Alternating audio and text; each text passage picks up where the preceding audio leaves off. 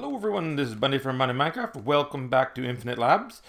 Today's episode, I'm going to give you a little bit of an update on the cathedral that I'm working on at the new medieval city. Pumpkin Cat and I are making some good progress. He's working on the castle, and the cathedral here is taking shape. And I've had to change my plans around a little bit in regards to more scale and interior design and so forth. So why don't we head on over to the entranceway, and I'll show you how things look from down below. So as you can see, the front face of the cathedral is looking great. I've had to change it a few times since I started. Originally it was, the top of it was right about at this level.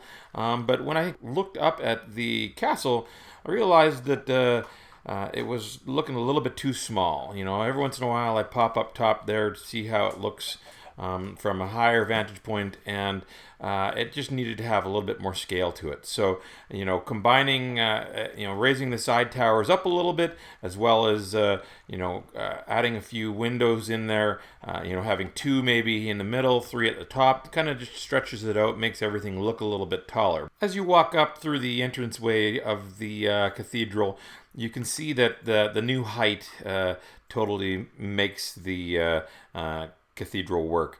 The high vaulted ceilings look fantastic. If we go down here over to the left, you can see where the old height used to be, and with the single wide pillars, they just look really scrawny, and the fact that they were really tight between the two, it just didn't work either. So by doubling up the width of the pillars, allowed me to add to the height. At the same time, it having these really thick and wide bases on the bottom here, just makes the height even, or the scale of it, that much bigger. I also had to play with the distance between them, and just watching one of B00's latest videos, he talked about setting the gaps between the two to be consistent with the width. So if you're going to do two wide pillars, then you should have even spacing between them, as opposed to going 2 and then 5. So I've got 2 and then 4 here, 2 and then 5. And one of the things when you're standing here, it closes the gaps a lot quicker, so that at the very end it looks a lot further away. Whereas here, the gaps between them make it look like they're just too wide. So that totally works. And now, if you're wondering why all this glass is here, this is my scaffolding. I really like using glass for that, because that way when I'm down below and I'm checking things out, I don't have a whole bunch of dirt pathways floating in the air, and it allows you to kind of just look through them and see how it is. Why don't we head up top onto the second level here, and you can see how it looks from the midpoint here. So if we stand in here just below the stained glass, we still got some decent height here, and this midway section here I think is going to be where we might have some stained glass here on the inside, because since there isn't going to be an outside level there, we'll have some sort of arched pillars coming down there for supports.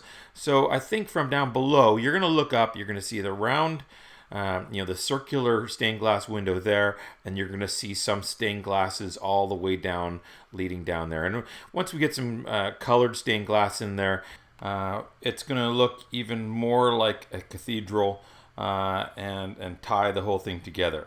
So what I need to do now is to remove this old facade here, and mirror the other two sides together, get the pillar spacing correct, and we'll take a cut and we'll come right back.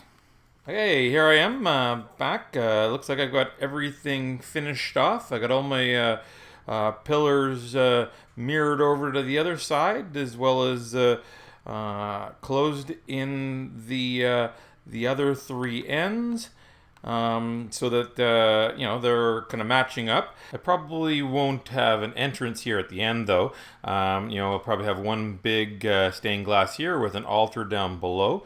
I'll have to take a look online and get some inspiration from some real life imagery of Notre Dame and other cathedrals. One of the things that with Notre Dame in particular is, they had arches coming in down from the sides here, connecting to the side walls. I'm not quite sure what I'm going to do with the floor.